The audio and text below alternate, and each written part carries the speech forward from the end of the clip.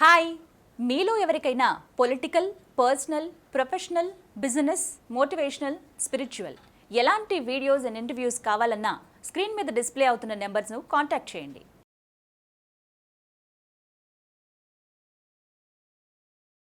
జీవి రావు గారు ఇప్పుడే career start చేసి, అంటే ఒక ఇంజనీరింగ్ పూర్తయిపోయో లేదంటే ఒక ఎంబీఏ ఎంసీఏ పూర్తయి ఒక 24-25 సంవత్సరాలు వయసు వచ్చాక వెంటనే కెరీర్ స్టార్ట్ చేసిన వాళ్ళు మరి ఎటువంటి ఫైనాన్షియల్ ప్లానింగ్ చేసుకోవాలి, ఎటువంటి ఇన్వెస్ట్మెంట్ ప్లానింగ్ చేసుకుంటే బాగుంటుందంటారు? ఎందుకంటే చాలామందికి మంచి మంచి వేతనాలు వస్తుంటాయి, బట్ కరెక్ట్గా ఫైనాన్షియల్ ప్లానింగ్ అనేది ఏ విధంగా చేయాలో ఎవరికి అర్థం కాదు.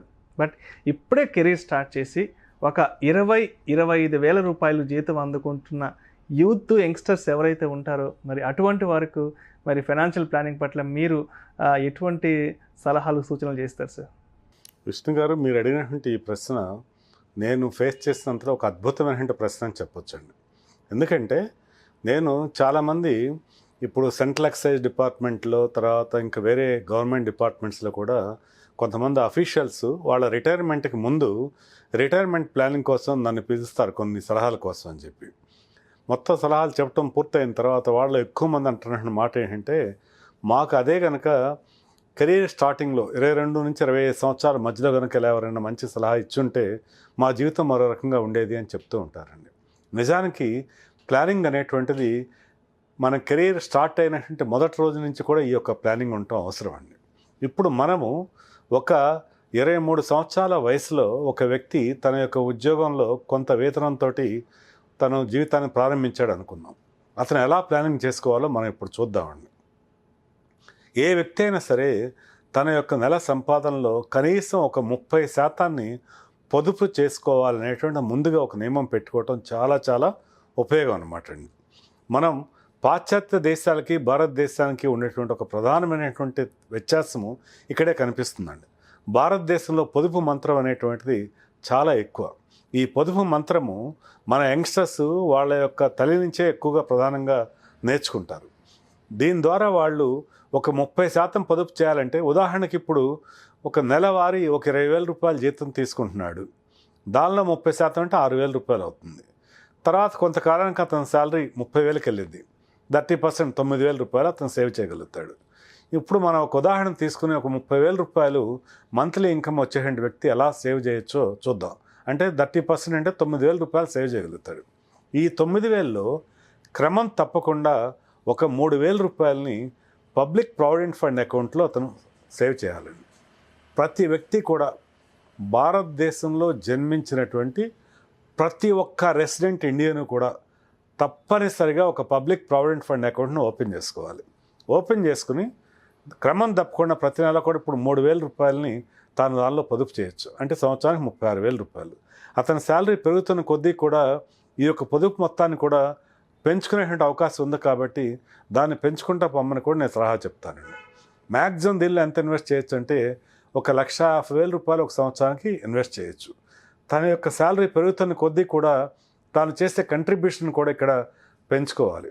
అంచేత మొట్టమొదటగా చేయాల్సినటువంటి పని పబ్లిక్ ప్రావిడెంట్ ఫండ్ పీపీఎఫ్ అకౌంట్ను ఓపెన్ చేసి దానిలో పొదుపు చేయటం ప్రారంభించాలి. 2, ప్రతి వ్యక్తి కూడా క్రమం తప్పకుండా కొంత మొత్తాన్ని బంగారంలో పెట్టుబడి పెట్టాలండి. ఇప్పుడు ఇక్కడ నెలకి 3,000 రూపాయలు అంటే నా ఉద్దేశంలో అతను కనీసం ప్రతి 2 నెలలకు ఒక్కసారైనా 1 గ్రామ్ బంగారాన్ని కొనాలి. ప్రతి 2 నెలలకు ఒకసారి 1 గ్రామ్ బంగారాన్ని కొనటం అంటే యావరేజ్గా నెలకి ఒక 2,500 రూపాయలు ఇక్కడే పెడుతున్నాడు. 3,000 ప్లస్ 2,500 5,500 అవుతుంది. అంటే మొత్తం కలిపి ఇప్పటికి 5,500 రూపాయలు సేవ్ చేశాడు. ఇంకా అతనికి మరొక 3,500 రూపాయలు పొదుపు చేసే అవకాశం ఉంది.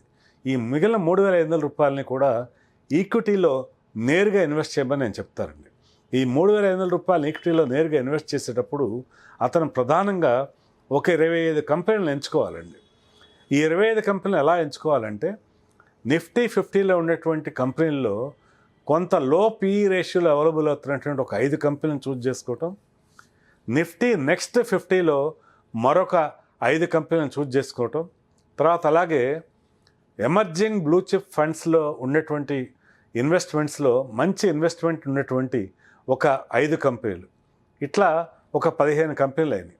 అలాగే హై పర్ఫార్మింగ్ ఉండేటువంటి మ్యూచువల్ ఫండ్స్లో మిడ్ క్యాప్లో బెస్ట్ పర్ఫార్మింగ్ ఫండ్స్ ఎక్కడ ఇన్వెస్ట్ చేస్తున్నారో చూసి మరో 5 కంపెనీలు, ఇలా ఒక 20 కంపెనీలను చూజ్ చేసుకున్నారనుకోండి.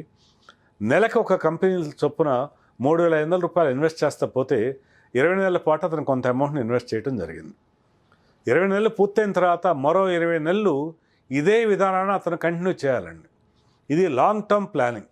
లాంగ్ టర్మ్ ప్లానింగ్ అంటే 23 సంవత్సరాల వయసులో ప్రారంభించి 60 సంవత్సరాల వయసు వచ్చేవరకు ఈ రకంగా కనుక పొదుపు చేసుకుంటూ పోతే ఎప్పుడైతే తన యొక్క మంత్లీ ఇన్కమ్ స్థాయి పెరిగిందో ఇతను పెట్టేటువంటి సేవింగ్స్, ఆ పెట్టేటువంటి పెట్టుబడులు కూడా పెరుగుతూ వస్తాయన్నమాట. అలాగే కొంతకాలం తర్వాత కొంత లైఫ్ ఇన్సూరెన్స్ కోసము, కొంత హెల్త్ ఇన్సూరెన్స్ కోసం కూడా తను పెట్టుబడి పెడితే అప్పుడు అది తన యొక్క ఫైనాన్షియల్ ప్లానింగ్ సంపూర్ణమవుతుంది. మనం బ్రీఫ్గా సమ్మరీగా చెప్పుకోవాలి అంటే ప్రతి వ్యక్తి కూడా కెరీర్ స్టార్టింగ్లో ఒక పబ్లిక్ ప్రావిడెంట్ ఫండ్ అకౌంట్ని తప్పనిసరిగా ఓపెన్ చేసుకోవాలి. క్రమం తప్పకుండా కొద్ది మొత్తాన్ని బంగారంలో పెట్టుబడి పెట్టాలి. అలాగే క్రమం తప్పకుండా కూడా ఈక్విటీలో ప్రతి నెల కూడా ఒక ఈక్విటీ షేర్ చొప్పున ఒక 20 నెలల పాటుగా 20 ఈక్విటీ షేర్లు కొని ఆ తర్వాత అదే ప్రాసెస్ని అతను కంటిన్యూ చేస్తూ పోవాలి. అలాగే కొంత మొత్తాన్ని టర్మ్ ఇన్సూరెన్స్కి, కొంత మొత్తాన్ని హెల్త్ ఇన్సూరెన్స్కి కూడా తాను ఇన్వెస్ట్ చేస్తే ఇవన్నీ కూడా కలిపి కాంప్రహెన్సివ్గా అతనికి ఒక బెస్ట్ ఫైనాన్షియల్ ప్లానింగ్ని తను ఎంచుకున్నట్టు అవుతుంది. ఎవరైతే ఈ రకంగా మంచి ఫైనాన్షియల్ ప్లానింగ్ని ఎంచుకొని క్రమం తప్పకుండా అలా ఇన్వెస్ట్ చేస్తూ పోతారో మొత్తంగా 60 సంవత్సరాల వయసు నాటికి అతను రిటైర్ అయ్యే రోజుకి ఉద్యోగంలో తనకు పెన్షన్ వస్తుందో లేదో తెలియదు, కానీ ఈ యొక్క విధానాన్ని అవలంబించినటువంటి వ్యక్తులు రిటైర్మెంట్ నాటికి క్రమం తప్పకుండా మంత్లీగా తనకు వచ్చేటువంటి పెన్షను 1,00,000 రూపాయలకి మించే ఉంటుందని చెప్పక తప్పదు. అంటే ఈ విధంగా కొద్ది మొత్తాలని సేవ్ చేస్తా పోయి డిసిప్లైన్డ్గా 60 సంవత్సరాల వయసు వచ్చే నాటికి ఒక మంచి మొత్తంలో పెన్షన్ పొందే అవకాశం ఉంది. అలాగే మధ్యలో కొంత అమౌంట్ని మెచ్యూరిటీ వచ్చినప్పుడు ఏదన్నా ఒక ఇల్లు కొనుక్కోవటానికైనా, కారు కొనుక్కోవటానికైనా ఆ అమౌంట్ని కూడా ఉపయోగించుకోవచ్చు. ఎవరైతే ఈ రకంగా ఒక క్రమబద్ధమైనటువంటి ప్రణాళికతోటి వెళ్ళి ప్లాన్ చేసుకుంటారో వాళ్ళ జీవితంలో సొంత ఇంటి కలను నెరవేర్చుకుంటారు, సొంత కారు కలను నెరవేర్చుకుంటారు, పెన్షన్ని పొందుతారు, వాళ్ళ యొక్క ఇన్సూరెన్స్ రిక్వైర్మెంట్ కూడా పూర్తవుతుంది. మంచి డివిడెండ్ ఈల్డ్ స్టాక్స్లో పెట్టుబడి పెట్టి నష్టభయాలు తక్కువగా ఉంటూ ఎక్కువ రిటర్న్ పొందేటువంటి అవకాశం ఉంటుంది. ఈ రకంగా 23 సంవత్సరాల వయసులో ప్రారంభించినటువంటి ఈ యొక్క ప్రణాళిక 60 సంవత్సరాల వయసు వరకు కూడా కొనసాగించి తద్వారా మంచి ఆర్థికపరమైనటువంటి విజయాన్ని ప్రతి ప్రేక్షకుడు కూడా పొందాలని చెప్పి నేను మనస్ఫూర్తిగా కోరుకుంటున్నానండి. Thank you sir, thank you so much.